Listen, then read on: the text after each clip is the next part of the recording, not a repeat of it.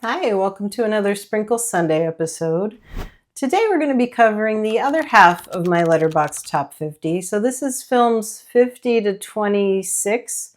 So basically this has become a prequel to the Top 25 video I did before. At number 50, we have 17 again.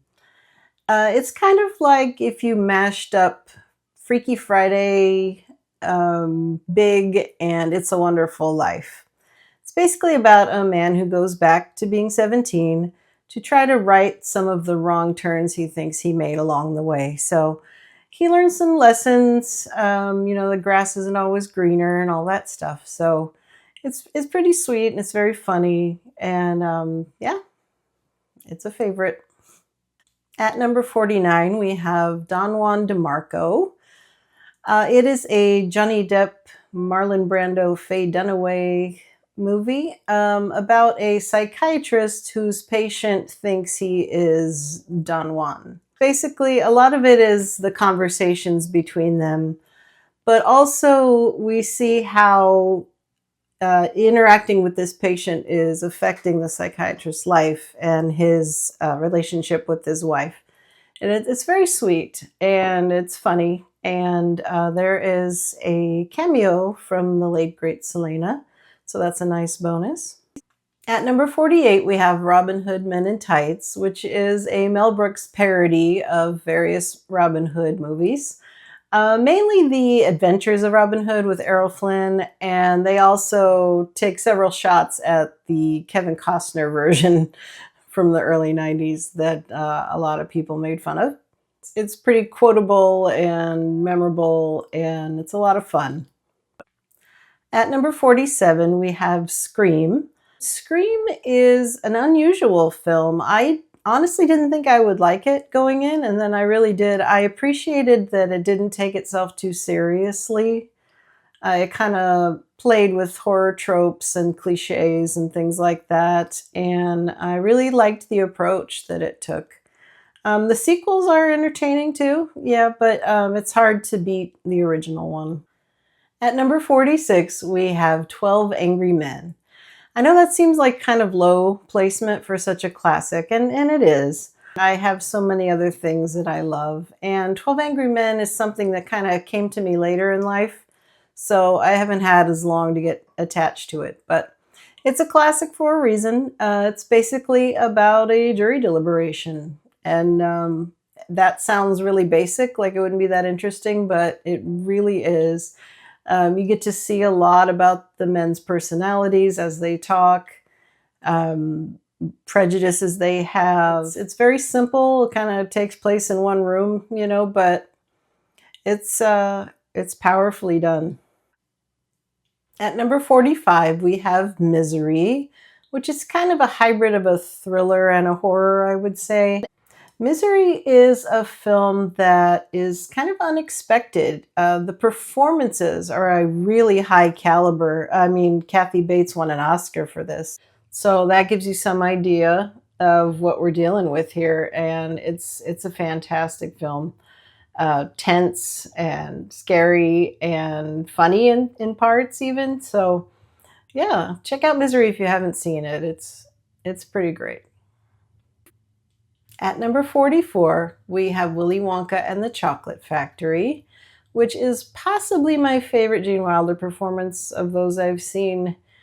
It's just, he captures the darkness of Roald Dahl stories, and he delivers it with such conviction and humor and sarcasm.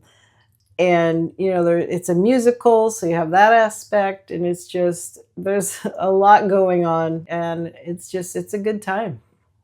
At number 43, we have To Wong Foo, Thanks for Everything, Julie Newmar, which is, I think, the longest title on this list. It is kind of a road trip sort of movie starring 3 drag queens, played by Wesley Snipes, John Leguizamo, and Patrick Swayze.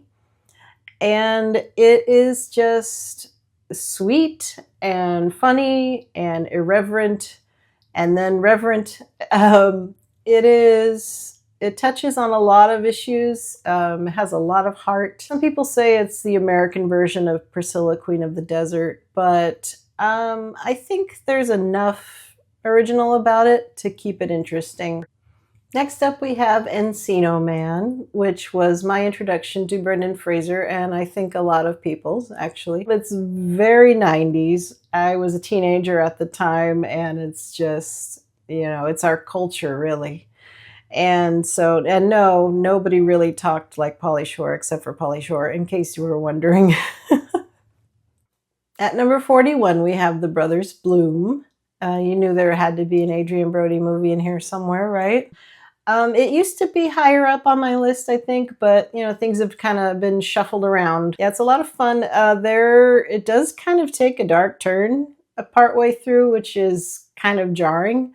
At number 40, we have You Can't Take It With You, which I first saw in a cinema class in college, and it just kind of stuck with me. It has a very good message about what really matters in life and what being rich really means. It's a great cast, great chemistry they have. They really seem like a family. And yeah, it's great message, great fun. So check that out. It's a classic for a reason. At number 39, we have Stand By Me. I would get kicked out of Gen X if I didn't have this on my list somewhere.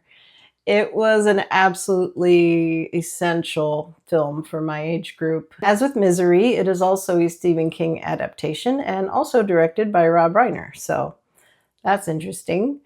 At number 38, we have The Lost Boys, which stars two of the guys that are in Stand By Me, actually. I hadn't really thought about that. The Lost Boys is essentially a vampire movie, but there's some wholesome moments, some scary moments, some funny moments. So yeah, it's kind of a well-rounded story, really. I mean, you know, it's got some 80s cheese, of course, but it's fun. At number 37, we have The Cable Guy. This film was quite divisive when it came out. I remember people just really bristling against it because in 1994, Jim Carrey had 3 very successful comedies come out.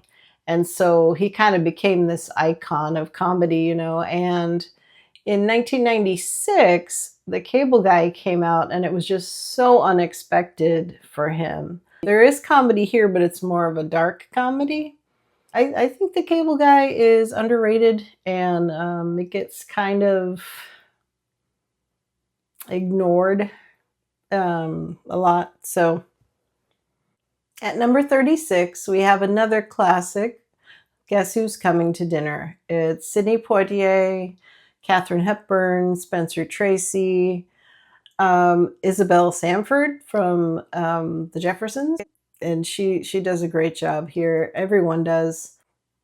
I think it's essential viewing. I really do. So check out Guess Who's Coming to Dinner if you haven't seen it yet. Next up at 35, we have Philadelphia. Philadelphia was a shock for me when it came out because I had only known Tom Hanks from comedies. You know, I grew up on the Bosom Buddies TV show and, you know, Big and, you know, Joe versus the Volcano and all that kind of stuff. So when Philadelphia came out, I was just gobsmacked, you know, just what? So especially that opera scene, you know the one I mean if you've seen it. It's so touching and it's just a wonderful performance, and he won his first Oscar for it. So there you go. Denzel Washington is also wonderful. A lot of supporting cast who are just great too. It's a remarkable cast, and it's a great story. And yeah, it's an important one, I think. At number 34, we have Young Frankenstein, another Mel Brooks film. I grew up on this one because it was one of my mom's favorite films. We rewatched it a lot. And so, yeah, I got exposed to it at a young age. It's another great Gene Wilder performance. And it's fun. It has horror elements, but it's mostly a comedy. It's a spoof of classic horror. At number 33, we have Pirates of the Caribbean, The Curse of the Black Pearl. That actually might be the longest title on the list. So this was an unexpected one because when I first heard about it, I was like, a movie based on a Disney ride. And it's my second favorite Disneyland ride after the Haunted Mansion. So I was kind of ready to be, you know, super critical of it or whatever, but it is just fantastic. I can't say the same for all the sequels, but, you know, great performances, great action, great comedy, great love story. It's great all around. So check it out. At number 32 is Bill and Ted's Excellent Adventure. This is another one that was kind of essential viewing for my age group. And I rewatched it to death, you know, on VHS back in the day. And it's just fun, and there's something very wholesome about it. I would recommend it to anyone. At number 31, we have Scott Pilgrim versus the World. Now, I remember when this film came out, a lot of people were shocked at just how good it was. I don't think any of us really expected it. We were just kind of blindsided. So it's an all-star cast, really, and the story is just great. And I like a story where the protagonist is not necessarily a great person. He's human, and he has good points and also flaws, of course. So yeah, it's fun. It's kind of comic booky and video gamey. There's great music involved and great actors, and yeah, it's wonderful. I really was impressed with it. At number 30, we have Mean Girls. I quote it a lot, just like a lot of people do, and it's kind of become a classic. I mean, it's from 2004, so I mean, I don't know if it's old enough to be called a classic yet, but that's 21 years ago. It is old enough to be a classic, isn't it? So am I. Okay, yeah, moving on. At number 29, we have A League of Their Own, which is sort of a mashup of fact and fiction. It's based on true events, but the characters are all fictional, basically. So it's about the women's professional baseball league that started up during World War II because a lot of the Major League Baseball players were off fighting the war. So it was almost an experiment of sorts. It was kind of seen as a novelty by some people, but the players were a lot more talented than anyone was expecting. So it's very entertaining, all-star cast, and it's great. I think it was the first film I saw David Strathairn in also. So kind of important for me because I really enjoy his work. At number 28, we have On the Waterfront, which is another absolute classic. I first saw this one in a cinema class in college. Marlon Brando's performance here is just awe-inspiring, and Carl Malden is fantastic in this film. Rod Steiger is great too as Brando's character's brother.